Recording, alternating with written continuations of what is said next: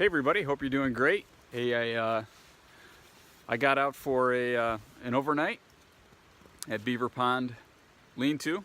There it is. And boy, it's beautiful out here.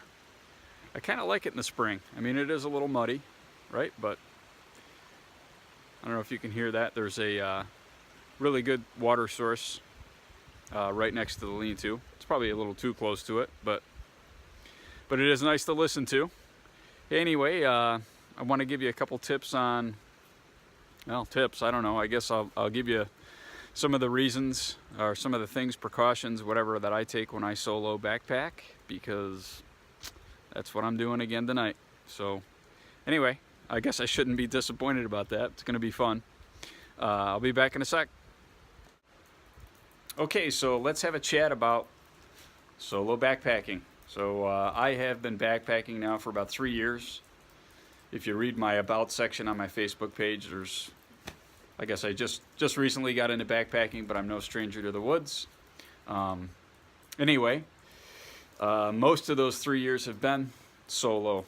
There's been a few times where I've had some guys get together with me, and I certainly love doing that. I would think I would kind of rather go with company than without, but as fate would have it, whatever you may call it, just been out solo more times than with a group.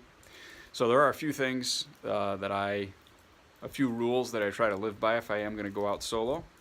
So I think one of the most important things is to never go where you haven't been before. So that's one of my rules is the only places that I go to are places that I have been before, and I have been with a group. So I know how to get there, how to get back. There's no part of the trail that I don't know. I think that's pretty important, to go where you've been before so you know what to expect.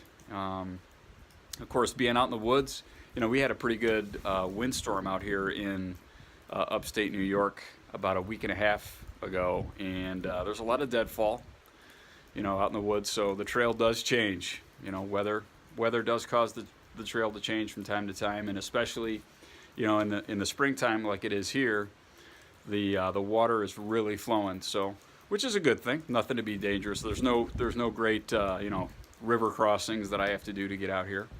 But that's my rule number one, is don't go where I haven't gone before. So let's talk about rule number two. Rule number two is I don't go very far if I'm going to go solo. So the places that I have been before for a solo trip have been, you know, under a mile or maybe a mile and a half away from my car.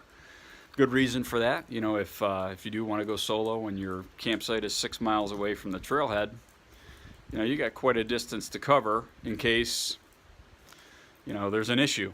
So, you know, if you fall and get hurt or sprain an ankle or, you know, whatever might happen to you, unfortunately, the further away from your vehicle you are, the more, I guess, the more danger you're in. So I try to make all my solo excursions, you know, less than a mile and a half. So that's rule number two. So just don't travel too far away. Okay, so here's another rule that I'd like to follow. I don't always do it, but if it's going to be your first time solo backpacking, this is what I guess I would recommend to you. Is if you're going to go solo for the first time, or you want to feel a little more at ease, leave early in the afternoon, right? So you get to your campsite where you got plenty of daylight left. You got time to really look around, get your camp set up, get all your, if you're a campfire guy like I am, get all your wood taken care of so that, you got plenty of daylight to do all those things. So when nightfall does come, you're right around your campsite, right? You don't have to wander far away to go look for wood, etc. So, and I kind of like doing that. I like getting out here early when I can, and it just gives me, even more time to relax.